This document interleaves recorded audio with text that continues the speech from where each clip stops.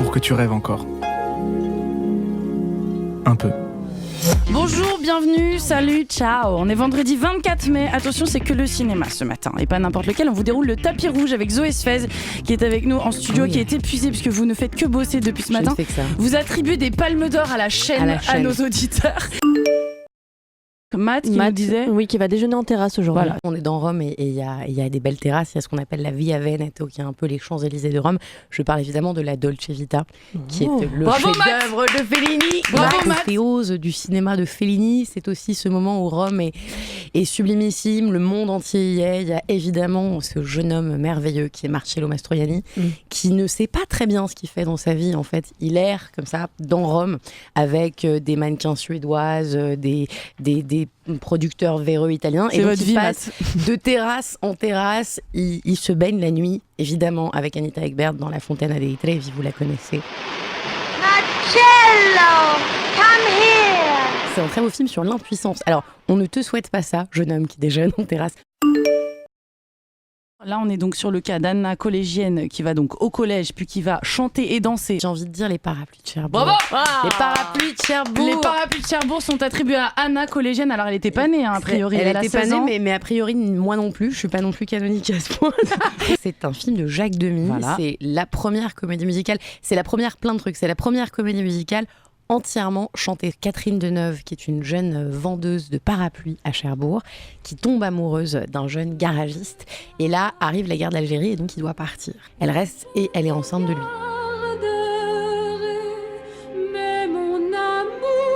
Ça pourrait être une histoire très triste, et d'ailleurs c'est une histoire relativement triste, mais Jacques Demy, il choisit de faire un film entièrement chanté. La première réplique, c'est « Boucher, est-ce que tu peux faire 1 heure ce soir ?» Ce qui était très choquant à l'époque. Clémentine, qui est donc la tête dans le seau, là. Et ouais. Elle est fleuriste et elle prépare la fête des mères, qui est vraiment le pire moment pour les Il y fleuristes. a plein de films qui ont gagné la palme et qui te parlent du travail, mais j'avais envie de vous parler d'un film que c'est sûr vous ne connaissez pas, qui s'appelle Antoine et Antoinette. C'est un film super joli sur qu'est-ce que c'est la vie d'un ouvrier dans les années 40. Et donc, tu as Antoinette qui travaille aux prises uniques des Champs-Élysées. Ils ont vraiment tourné là-bas. Et Antoine, qui lui est ouvrier dans une imprimerie. Et ils vivent tous les deux exactement comme maintenant dans un petit appart pourri de 30 mètres carrés parce qu'ils n'ont pas beaucoup de sous. Et ça a été très marrant parce qu'il y a eu des reportages. Il y a des mecs qui sont allés là où les choses avaient été tournées, aux prises uniques des Champs-Élysées, pour voir si la vie des vendeuses ressemblait vraiment à la vie d'Antoinette. Et de la même manière, ils sont allés voir des ouvriers en imprimerie. Et donc en fait, ça a un peu fait la pub de ce film qui est super joli. On doit décerner notre palme d'or à Zygmunt, cher auditeur, qui nous raconte qu'il part à Los Angeles. Paris, Texas, c'est le film de Wim Wenders, qu'on l'a aimé d'amour, qui est sorti en 84. Alors en fait, l'histoire, c'est que c'est un type qui a disparu. Il est tout seul, quand ça commence, il est tout seul dans un désert. Et son frère vient le chercher et son frère lui propose de rentrer à Los Angeles en avion. Il dit qu'il veut pas prendre l'avion et ils partent tous les deux sur la route. Bon, en fait, la vérité, c'est qu'aucune scène n'a été tournée là-bas parce qu'il faisait trop chaud et que c'était pas possible. Donc, ils ont tourné un petit peu au Texas et beaucoup dans le désert californien.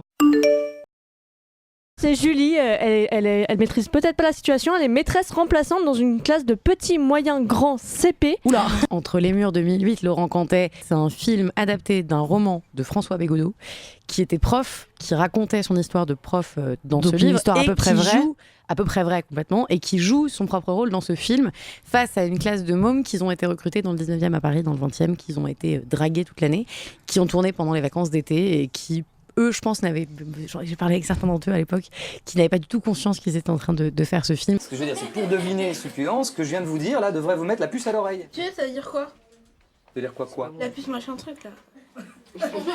En général, les équipes, elles repartent de Cannes, elles restent pas 15 jours quand elles ont présenté le film.